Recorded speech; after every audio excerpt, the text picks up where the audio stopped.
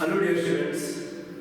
इससे पहले हमने जो देखा है वो देखा है इलेक्ट्रॉनिक कंडक्टर्स के बारे में, या फिर आप उसे कह सकते हो मेटालिक कंडक्टर्स।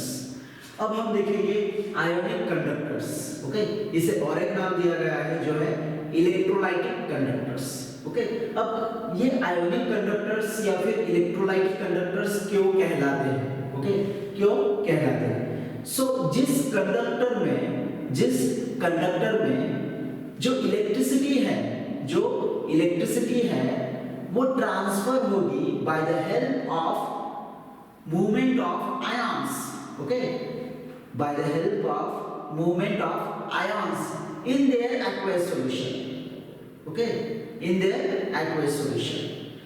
उस कंडक्टर को, उस सब्सटेंस को हम कहते हैं आयोनिक कंडक्टर्स। उसे कहा जाता है आयोनिक कंडक्टर।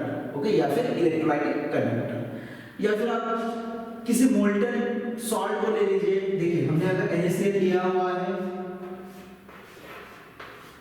ये अगर मोल्टन स्टेट में होगा, जिसे और एक नाम दिया गया है फ्यूज्ड स्टेट या फिर एक्वस स्टेट।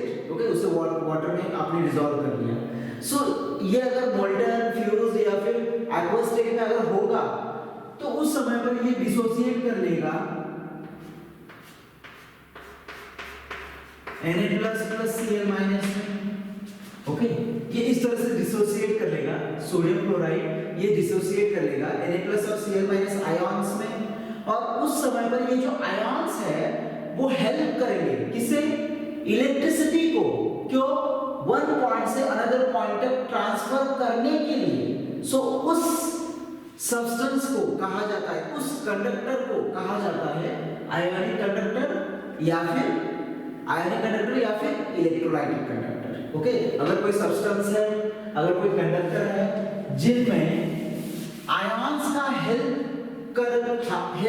लेकर इलेक्ट्रिसिटी जो है वो वन पॉइंट से लेकर अनदर पॉइंट तक ट्रांसफर हो जाए, तो उस कंडक्टर को कहा जाता है आयोनिक कंडक्टर या फिर electrolytic conductor.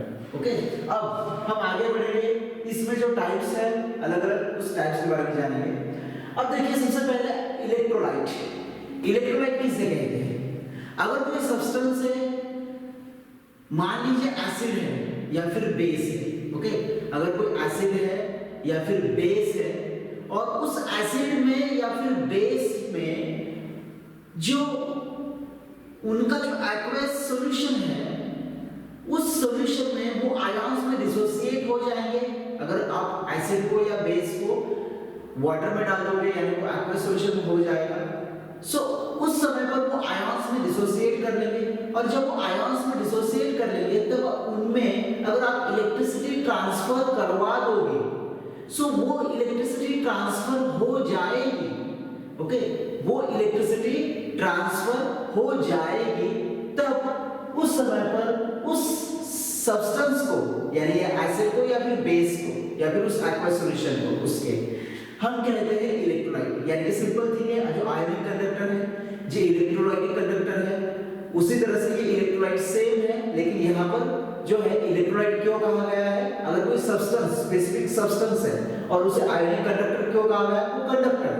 Okay, difference nearly same है दोनों में, जो सिमिलरिटी है वो करीबन सिमिलर है। इलेक्ट्रोलाइट भी उसी को कहते हैं जिस एसिड में या बेस में, उनके एक्वस सॉल्यूशन में जब वो आयंस में डिसोसिएट हो जाएंगे, और जब आप इलेक्ट्रिसिटी ट्रांसफर करोगे तो उनमें वो जो आयंस होंगे उसके हेल्प की वजह से वो इलेक्ट्रिसिटी वन पॉइंट से लेकर अनदर पॉइंट तक वो ट्रांसफर हो जाएगी। उस टाइप के सब्सटेंस को कहा जाता है इलेक्ट्रोलाइट। ओके, और अगर कोई सब्सटेंस है, यानी कि एसिड है, बेस है, ओके, उनका कोई एक्वस सॉल्यूशन है, अगर कोई सब्सटेंस है और उस सब्सटेंस में से अगर इलेक्ट्रिसिटी ट्रांसफर ना हो जाए, अगर उस सब्सटेंस में से इलेक्ट्रिसिटी ट्रांसफर ना हो जाए, तो उस सब्सटेंस को कहा जाता है नॉन इलेक्ट्रोलाइट। उसे कहा जाता है non electrolyte. Okay, next one, electrolytes में टाइप्स हैं। Strong electrolyte, weak electrolyte. Okay, अब स्ट्रॉन्ग इलेक्ट्रोलाइट किसे कहते हैं और वीक इलेक्ट्रोलाइट किसे कहते हैं? तो देखिए अगर स्ट्रॉन्ग इलेक्ट्रोलाइट अगर आपको देखना है तो आप देख सकते हो स्ट्रॉन्ग एसिड या स्ट्रॉन्ग बेस। स्ट्रॉन्ग एसिड और स्ट्रॉन्ग बेस जब आप वाटर में डालोगे वो कंप्लीटली डिसोसिएट हो जाएंगे उस वाटर में। स्ट्रॉन्ग एसिड और स्ट्रॉन्ग बेस जो होते हैं वो वाटर में कंप्लीटली डिसोसिएट हो जाएंगे, और वो जब कंप्लीटली डिसोसिएट हो जाएंगे तब वो ज्यादा से ज्यादा इलेक्ट्रिसिटी वन पॉइंट से लेकर अनदर पॉइंट तक ट्रांसफर करेंगे, क्योंकि उनमें जो आयॉन्स होंगे वो लार्जर अमाउंट में अवेलेबल होंगे। अगर उनमें आयॉन जो होंगे वो लार्जर अमाउंट में अवेलेबल होंगे so maximum amount of electricity वो ट्रांसफर होगी वन पॉइंट से लेकर अनदर पॉइंट। ओके, सो जो स्ट्रॉन्ग एसिड या स्ट्रॉन्ग बेस होते हैं जिनमें इलेक्ट्रिकल कंडक्टिविटी या हायर अमाउंट में दिखाई जाती है, सो उस सब्सटेंस को, उस इलेक्ट्रोलाइट को हम कहते हैं स्ट्रॉन्ग इलेक्ट्रोलाइट। और वीक इलेक्ट्रोलाइट यानी कि वीक एसिड और वीक बेस। अगर आप कोई वीक एसिड और कोई वीक बेस लोगे सो उस वीक एसिड में या फिर वीक बेस में, उस वीक एसिड में और उस वीक बेस में जो इलेक्ट्रिसिटी है वो वन पॉइंट से लेकर अनदर पॉइंट तक अगर आप ट्रांसफर करवाना चाहो तो वो कम से कम अमाउंट में होगी, क्योंकि वीक एसिड और वीक बेस में जो डिसोसिएशन है वो इनकम्प्लीट डिसोसिएशन होगा, यानी उनमें जो अमाउंट ऑफ आयॉन्स होंगे वो मिनिमम होंगे, क्योंकि मिनिमम डिसोसिएशन हो चुका है। और मिनिमम अमाउंट के वजह से, मिनिमम अमाउंट ऑफ आयॉन्स के वजह से उनमें minimum amount of electricity one point से लेकर अनदर पॉइंट तक ट्रांसफर हो जाएगी। और अगर minimum amount of electrical energy अगर ट्रांसफर होगी इसका मतलब वो इलेक्ट्रोलाइट है, लेकिन वो वीक इलेक्ट्रोलाइट है, क्योंकि उनमें minimum amount of electricity transfer हो रही है वन पॉइंट से अनदर पॉइंट तक, जबकि वो इलेक्ट्रोलाइट है। सो उस इलेक्ट्रोलाइट को हम कहेंगे वीक इलेक्ट्रोलाइट। ओके, सो ये तो हुए पॉइंट्स आयनिक कंडक्टर्स के लिए या फिर इलेक्ट्रोलाइटिक कंडक्टर्स के लिए। यहाँ पर रुकेंगे टिल द नेक्स्ट।